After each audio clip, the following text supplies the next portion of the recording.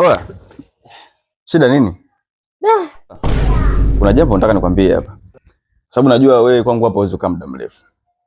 Au si bwana? Alafu wewe ni kaka yangu, lazima ukatengeneza maisha yako pembeni. Sawa? Kwa hiyo nimekuandalia kiasi kidogo cha pesa hapa. Natamani ukafanye biashara.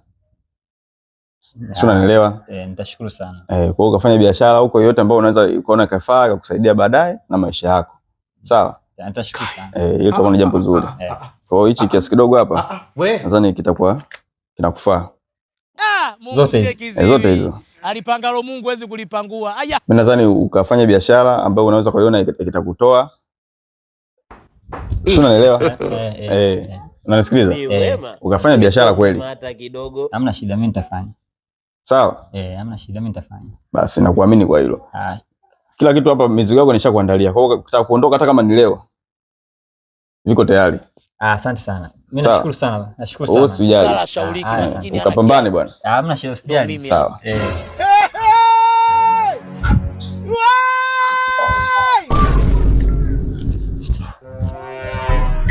Alizi ya Mbambadu kipanda kiote. Asubuhi tarehe 1 mwisho wa mwezi.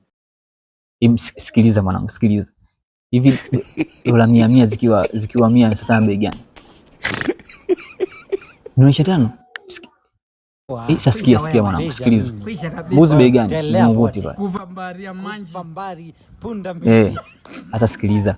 Nenda pale Vingunguti pale, tafuta mbuzi wale unaona 4. Alafu utanicheki mimi na kutumia hela hapo, tunachukua leo tunafanya party, sawa? Apartment moja kali ya 600 leo tunafanya party. Nimenona nakwambia. Achana nayo mambo, nitakuja nitakwambia nimenona leo, nimenona. Yaani hujawahi kuona hivi. Njoo huku wewe. Hata niokotebe bila dola, sibadilishi mfumo.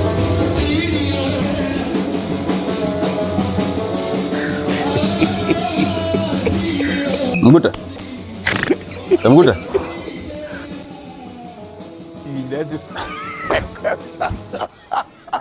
Oya. Shida nini? Mimi natoka bwana. Hebu malizia kazi hapo. Nishaanza kuchanganyikiwa.